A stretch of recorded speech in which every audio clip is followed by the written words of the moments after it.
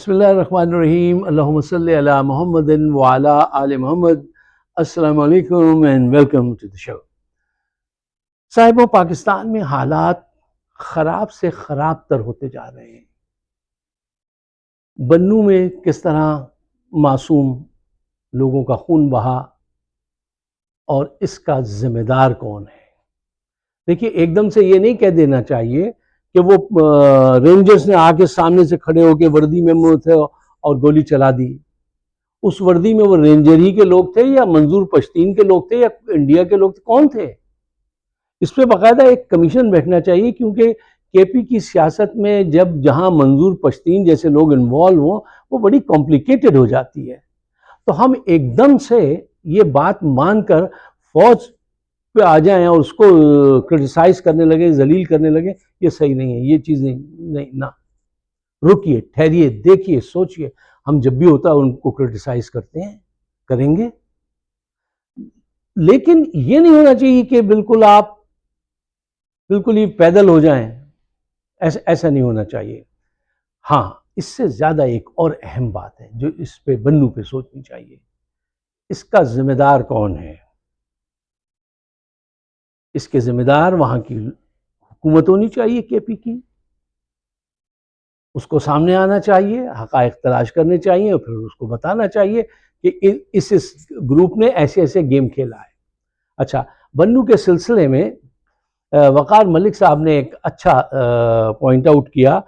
انہوں نے کہا کہ بھائی، یہ تیاری اس چیز کی ہے کہ ملک میں ایمرجنسی لگانی ہو یا عمران خان کو سزا دینی ہو تو پہلے سے ایک ایسا کیوس پیدا کرو جو یہ کروایا ہے انہوں نے بنوں میں، کہ اس کی بنیاد پر ہم جو ہے وہ جسٹیفیکیشن پیدا کر سکیں کہ حالات بہت خراب تھے، اس لیے ماشاء اللہ لگا دیا، ایمرجنسی لگا دی، یا عمران خان کو وہ کر دیا اور وہاں کی حکومت کو بھی ٹوپل کر دیں۔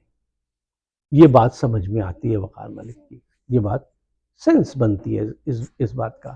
اچھا، ساتھ ہی کچھ لفافی صحافی اور کچھ ان کے سرکار کے اور جرنیلوں کے گماشتے، وہ اپنی بولی بول رہے ہیں، خوف پیدا کر رہے ہیں۔ ایک صاحب کہہ رہے ہیں کہ اب تو وہ فیصل واپھڈا جن کا نام ہے، کہ صاحب اب تو اللہ ہی بچائے تو بچائے، اور کوئی نہیں بچا سکتا۔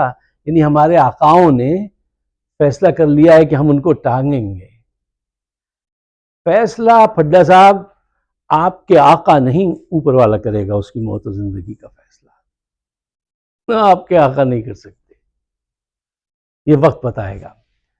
صاحبوں، حقیقت یہ ہے کہ وقت بہت تیزی سے گزر رہا ہے، کلاک از ٹکنگ، اور اس سے پہلے کہ عاصم منیر کوئی بڑی غلطی کر دے اور ہم سب بعد میں پچھتاتے رہیں، ہم کو چاہیے کہ ذرا تیزی سے اصل مسئلے کے اصل حل کی طرف چلیں۔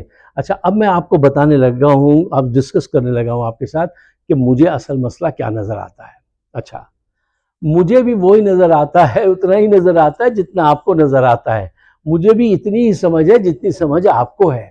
اچھا، فرق تھوڑا سا یہ ہے کہ فالٹ ان تھنکنگ ایک کتاب تھی، وہ پہلے بھی ایک دفعہ میں نے آپ کو بتائی تھی، خیر ایک دوست کہنے لگے ہمارا تمہارے دیکھنے والے کوئی کتاب نہیں پڑھتے، مت بتایا کرو، تو ٹھیک ہے۔ اچھا، دیکھیے، سوچنے کا صحیح انداز ہونا چاہیے۔ میں جو بات اب آپ سے کہنے جا رہا ہوں، یہ بہت سارے لوگ اس کا اظہار کر چکے ہیں، لیکن تھوڑا تھوڑا، اور اس پہ تحقیق کر کے کام کسی نے کچھ نہیں کیا ابھی تک۔ جس پہ سب سے زیادہ عمدہ بات میں نے ہمیشہ ان سے سنی ہے، حیدر مہدی صاحب سے، کہ وہ اس کی نفسیات کو سمجھتے ہیں، عاصم منیر کی اصل مسئلہ جہاں چھپا ہوا ہے۔ بھائی دیکھیے، حل تو جب ملے گا نا جب آپ مسئلے کو سمجھیں گے۔ ڈاکٹر پرسکرپشن کب لکھ کے دیتا ہے؟ جب تشخیص کر لیتا ہے کہ مرض کیا ہے تو ہی پرسکرپشن ملے گا۔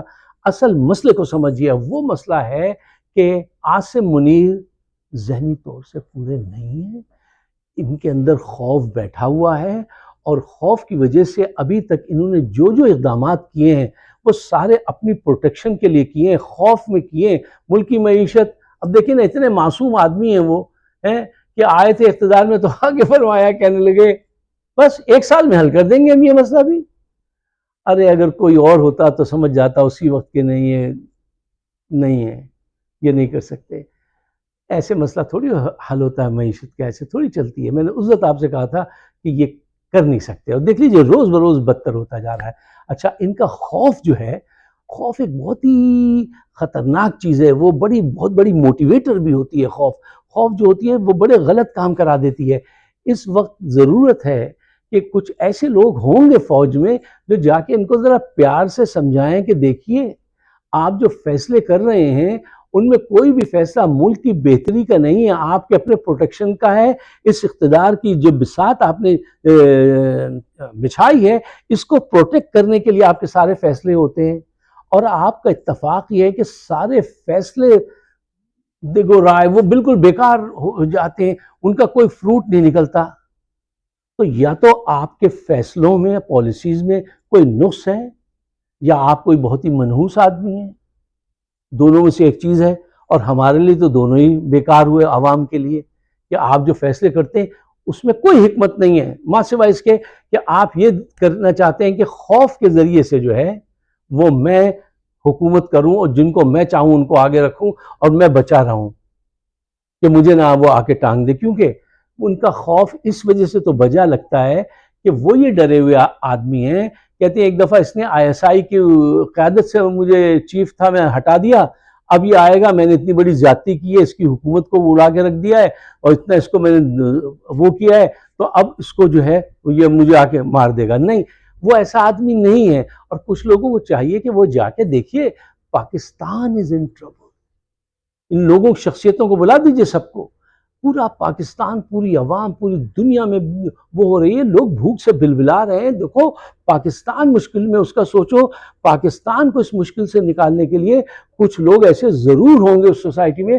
جو جا کے اس مسئلے کو حل کرنے کے لیے ان کو اس بات کی اگر گارنٹی بھی کچھ چاہیے تو عمران خان سے گارنٹی دلوائیں کہ نہیں بھئی میں تمہارے لیے کچھ نہیں کروں گا، میں سسٹم ڈیولپ کروں گا، میں تمہارے لیے کچھ نہیں کرنے والا، تم اتنا مت ڈرو۔ یہ اتنا ڈرے ہوئے ہیں کہ ڈرپوک آدمی جو ہوتا ہے نا وہ کچھ غلط کام کر جاتا ہے خوف کی وجہ سے۔ وہ آپ کو اگر آپ ہسٹری میں جو لوگ پڑھتے ہیں کہ وہ کیا تھا ایتھنس میں، وہ اسپارٹو نام تھا اس کا غالباً، اسپارٹو، ہاں، وہ اس کے ذہن میں خوف بیٹھ گیا تھا کہ ایتھنس کے لوگ میرے خلاف ہیں۔ اچھا، وہ اتنا بڑا جنگجو تھا، اس کا خوف عوام میں نہیں بیٹھا، عوام کا خوف اس کے ذہن میں بیٹھ گیا، پھر اس نے جو ہے وہ بڑی ہلاکتیں کی اور وہ کنکر کیا اپنا ایتھنس۔ تو یہ خوف جو ہوتا ہے یہ بڑی خطرناک چیز ہوتی ہے۔ اب اس کے دل سے عاصم منیر کے نکالنے کے لیے کچھ سنسیئرلی کچھ لوگوں کو ایفرٹ کرنی چاہیے، کیونکہ اگر اس نے کوئی بھی، دیکھیے اتنی خراب معاشی حالات ہیں، اس میں اگر ایمرجنسی لگائی تو کیا حشر ہو جائے گا آپ کا، کیا انجام کیا ہوگا۔ یہ تو سب بڑے پہلے ملینر ہیں سب لوگ، ان کے پاس تو دانے بہت ہیں، غریب